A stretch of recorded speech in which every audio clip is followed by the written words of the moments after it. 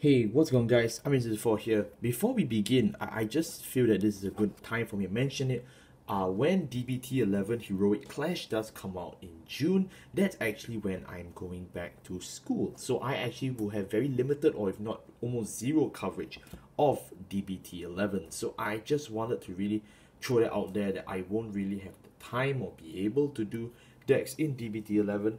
So I thought, especially when it comes to this, I should give a good farewell and a better review for when it comes to Kheios. Now, I've talked about Kheios on this channel before, but I think it's time we really get into it. So Kheios is, as you know, one of the glitter right lines for CCE, and today we're going to talk about Kheios in set 9 because Kheios is basically a Highlander deck, as you know. The more cards with different names in its soul, the more powerful Kheios becomes.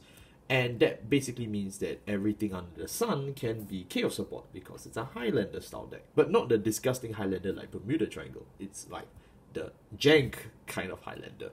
So today, I'm going to be going through this version of Kheios, which is arguably much stronger than my previous video. In my previous video, I played a more budget-friendly style Kheios, but in this version, I pull out all the stops. We are going to play all the expensive cards in Kheios to make this deck work as much as possible, including 4 copies of Go Ahead Mikani. So if you haven't picked this card up by now, you need to leave this video because you won't be able to afford this deck, hands down. Our right deck is obviously the same with all 4 Kheios units. I don't think I really need to explain this one, but I would still tell you about how it works. So Kheios to grade 0, okay, nice. Kheios to grade 1, okay, nice. When rolled upon by a grade 2 that is specifically Quagmire or Solace Kheios, you basically get to look at the top 2 cards of your deck. Any normal units, you soul charge them. Any trigger units, you put them to the bottom of your deck. So it is a possible soul charge 2 or possible soul charge 0. Not very good. Then of course you have this guy, Quagmire Solace Kheios, when rolled upon by Approaching Fangs Kheios. Yeah, it specifically states Approaching Fangs Kheios, so good luck to you guys in set 11. You guys have a bit of a problem there. You basically get to soul charge 1, and if it's a normal unit, you draw. If it's a trigger unit, you basically call a card from your soul. If it is an order, you don't resolve any effect. Approaching Fangs Kheios has 2 effects. Card plus 1, discard a card from your hand, look at the top 3 cards of your deck, add 1 to your hand, call 1, and put 1 to your soul. It's a +2, which is nice, and a searchable soul in. So you get to choose your targets by opening the top 3, which is nice since Kheios is all about opening his books for those of you who read CCE. And of course, his second skill is when he attacks, if you have 8 or more cards with different names in his soul, he can choose a unit to gain 10,000 power. If there are 13 or more, all of your rear guards can get this effect instead, which is nice. It's a huge board buff. It's almost like 50k, which is impressive. So that is the main payoff of the Soul Lander deck.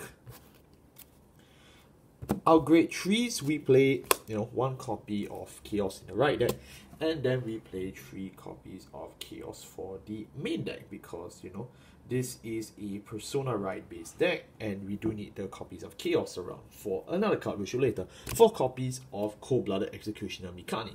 Mikani obviously is the glitter of Kheios, and then of course we play 2 copies of Reaper in the Shadows, Xylomon. I like to give a shout out to the guy who actually told me his name because I completely forgot in my last Kheios video. Thank you, and I hope you're still watching today's video. So what does this guy do? His skill is very simple. When placed on the rear guard circle, come +1, soul +1, the grade of the card you soul blast, you choose one of your opponent's rear guards and retire. You don't use this skill. You barely use this skill, but in the 1 in like 30 games that I've used this, it can save a life, but you really don't use this skill. It's more important for this skill, which is that when your Vanguard attacks, if it's a unit of Kheios, you can stand this unit if you have 8 or more cards of different names in your soul. If you perform this effect, you have to put him into your soul at the end of the turn.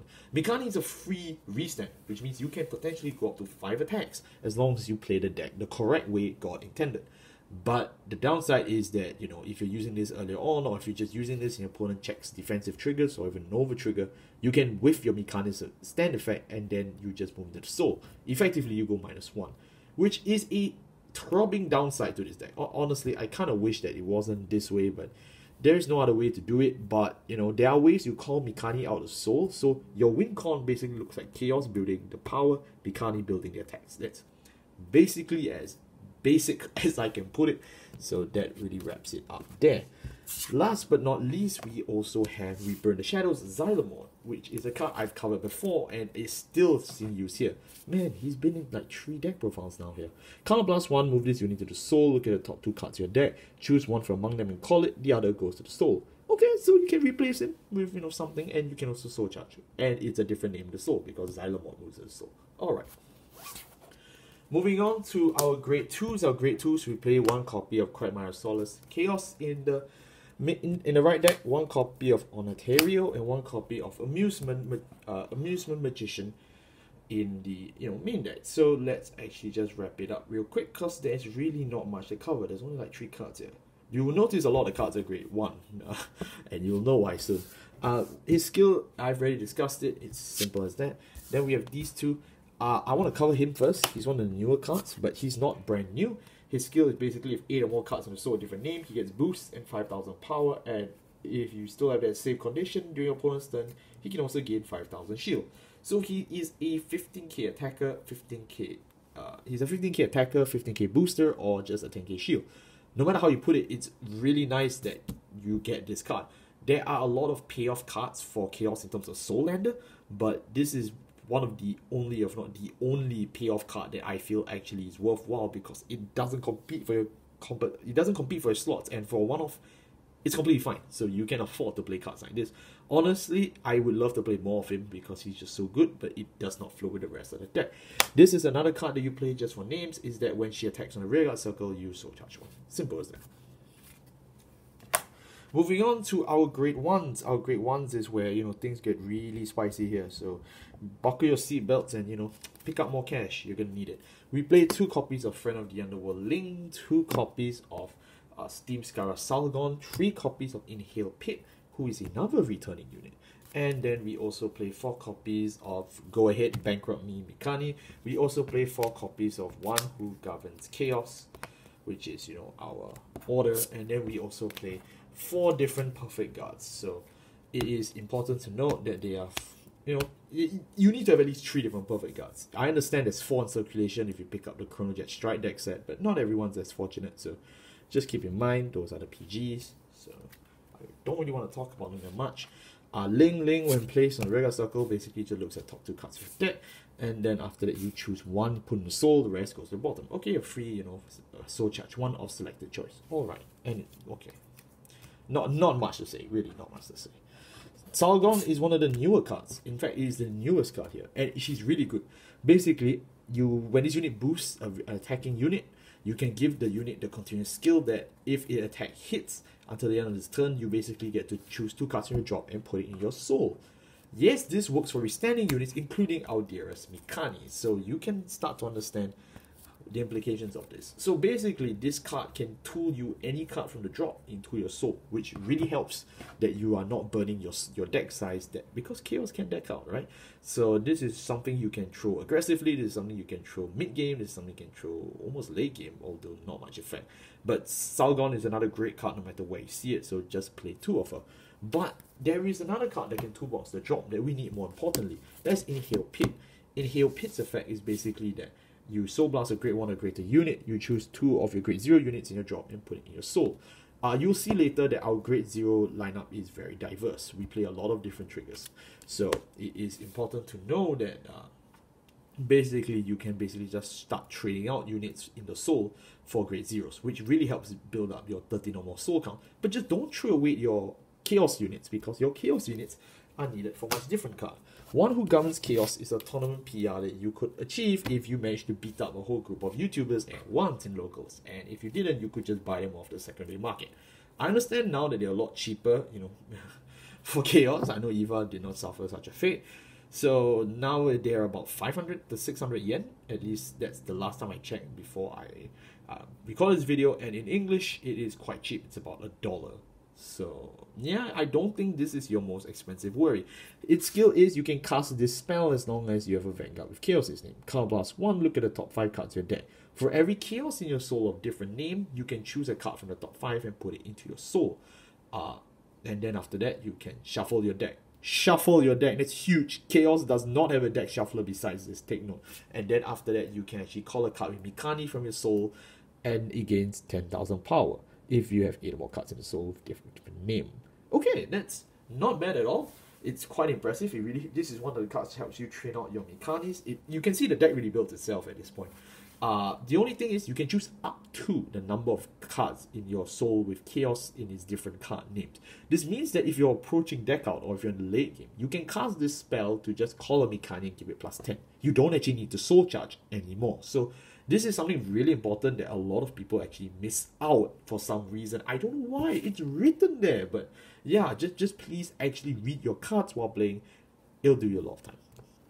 Also, because I mentioned this is why we play a copy of In the Quiet Streets Kheios in the right deck. Just for your information. Last but not least, the heartbreaker of this show, it is obviously Go Ahead Mekani.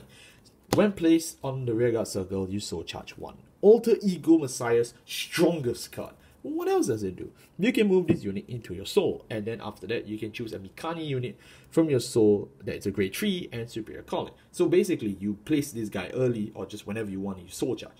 Then you can trade him into the soul for another grade 3 Mekani to help you play into your aggro place, which is huge, but that's not where this card ends, because this card's second text is meant for Kheios, and that is that if your Vanguard is Kheios, this card counts as a different card named the Soul by its different versions. So let's say you have 2 copies of Go Ahead Mekani.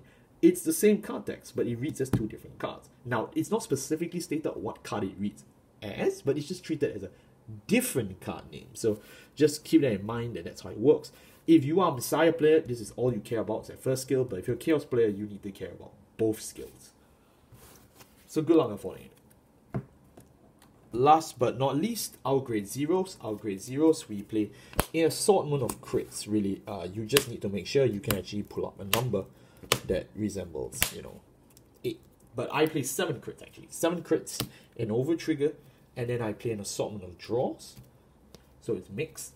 An assortment of heals, and of course my starter is one of Profound Mercy Kheios. Now you may be wondering why I've chosen this route, because I specifically am choosing 4-draw, because Kheios is very piece reliant, and you don't have to worry about deck out that much, because Kheios is more specific when it comes to its soul charge. The fact that its strongest soul charger actually has a built-in self-restraint is huge, because that means you won't really deck out when it comes to the late game.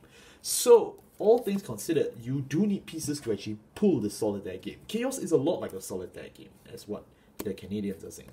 You need to actually pull off your high soul count and you just kill your opponent, because the end goal of this deck is pretty absurd if you've seen how this deck works.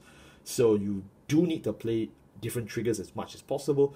I've opted for draw, but you can still play 3 draw if you're more comfortable. The heals don't really matter. Your over trigger honestly doesn't even matter either. You can straight up play Obaria, but I chose to play Galmangate because why not? I bought it, I use it. Yep, and that wraps up my Kheios deck profile. As you can see, it is actually very quick. It's not a difficult deck to really teach. It's not a deck that you really need to get a lot into. The deck is technical, the deck does have a lot of issues, but the deck still works. And I would say it's pretty much quite a rogue contender, because it can steal games if your opponent is not suspecting. This version of Kheios isn't really counterblast deniable, unlike, historically a lot of done irregulars. So it's not that bad of a deal. The only real skills that your opponent can actually get is, one who governs Kheios, as well as Kheios' own grade 3 skill. Other than that, you notice this list is pretty much counterblast free. So all in all, how do I feel this deck fares in the set 9 meta? I feel that if people play this deck more often, they'll realize that it's actually really fun. I've seriously enjoyed playing Kheios. Deck building is a completely fun thing to do. Trying to balance between fun, requirements, and thematically, and it's really not let me down. Price wise, this deck also has not really let me down, except Mekani, who is now shut up, so good luck if you're gonna afford him. Definitely moving into set 11, I feel Kheios players are in a good position to really control their their local cups that they are playing for, especially if it's just a DBT11 style cup. As long as Eva doesn't get too blown out of the water, I feel you guys do stand a chance. So don't lose hope. Thank you all so much for watching. I'll see you all next time. Goodbye.